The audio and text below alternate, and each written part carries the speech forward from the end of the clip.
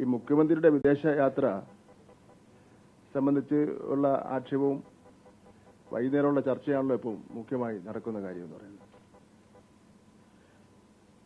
ഇതിലെ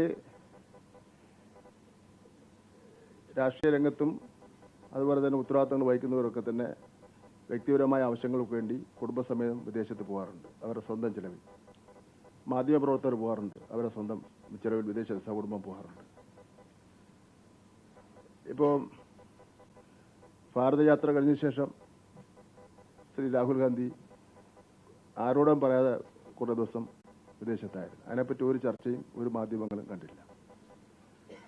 CPM-കാർക്ക് മാത്രം വിദേശ യാത്ര പിന്നെ സ്വന്തം കാശ് മുടക്കി പോകാൻ പാടില്ല എന്നുള്ള നിലപാട് സ്വീകരിക്കുന്നത് മാധ്യമപ്രവർത്തകർ ആ രീതിയിൽ നിന്ന് മാറണമെന്നുള്ള ഒരു അഭ്യർത്ഥനയുണ്ട്. ഇപ്പോൾ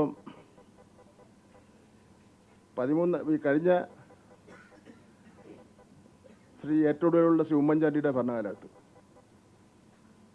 13ാം കേരള നിയമസഭയിലെ 16ാമത് സമ്മേളനത്തിൽ നക്ഷത്രം ചിഹ്നം ഇടാത്ത ചോദ്യം നമ്പർ 1759 അതിൽ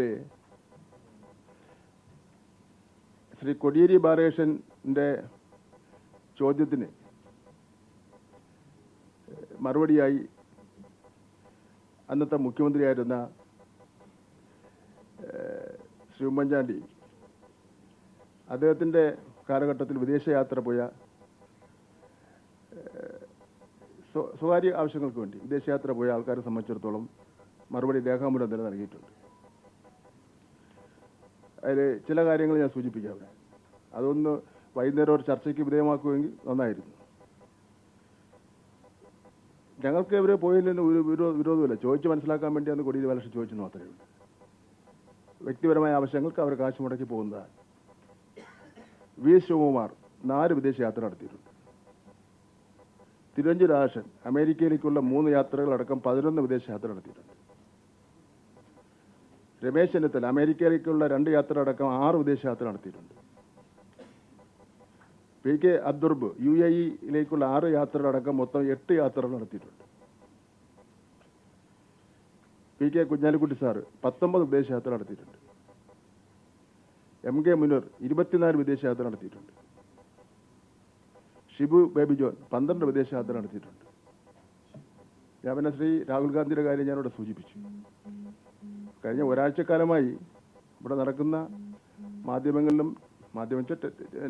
പ്രിന്റ് മീഡിയസിലും വിഷ്വൽ മീഡിയസിലും നടക്കുന്ന ചർച്ചകൾ ആദ്യത്തെ സംഭവമാണ് ശ്രീ പിണറായി വിജയനും അദ്ദേഹത്തിന്റെ കുടുംബവും സ്വന്തം കാശ് മുടക്കി ഒരു അവധിക്കാലത്ത് കുട്ടികളും ഒത്ത് വിദേശത്ത് പോകുന്നെന്നുള്ള മട്ടിലാണ് ചർച്ച ചെയ്യുന്നത്.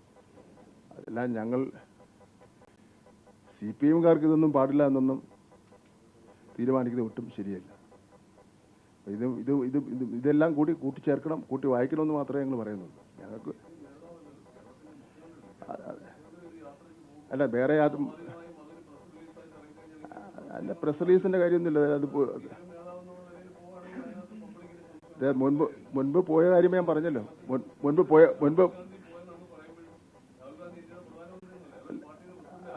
അതെ പാർട്ടിയുടെ പ്രസിഡന്റ് വളരെ പ്രധാനപ്പെട്ട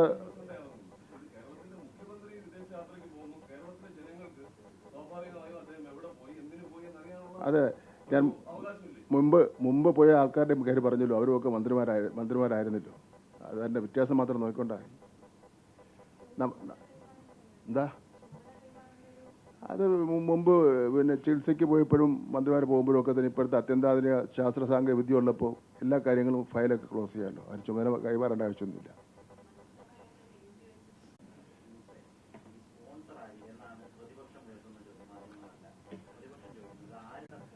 എന്തിനാ അങ്ങനെ ചോദിക്കുന്നതിന് അതിലൊരു പിന്നെ ശരിയായ രീതി ഇല്ലല്ലോ. ഒരു കുടുംബസമേതം നിങ്ങൾ കുടുംബസമേതം പോകുമ്പോൾ പിന്നെ അത് നിങ്ങളുടെ സ്പോൺസർ ആണെന്ന് ഞാൻ ചോദിക്കേണ്ട കാര്യം തോന്നുന്നു.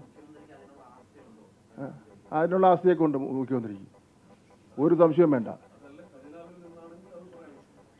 ആവശ്യമില്ലാത്ത കാര്യം പറയല്ലേ സുഹൃത്തെ. ഇത് വെള്ളരിക്കപ്പെട്ടണമല്ലോ ആണ്. നിങ്ങളുടെ ഉത്കണ്ഠ ഇരുന്നോട്ടെ. അത് തന്നെ ഞാൻ പറഞ്ഞു. ഇത് നിങ്ങളുടെ ഉത്കണ്ഠയായിട്ട് ഇരുന്നോട്ടെ, എന്റെ മറുപടിയായിട്ട് ഇരുന്നോട്ടെ.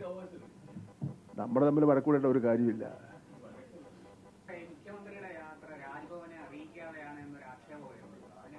എല്ലാ കാര്യങ്ങളും രാജ്ഭവനെ അറിയിക്കേണ്ട കാര്യമൊന്നുമില്ല.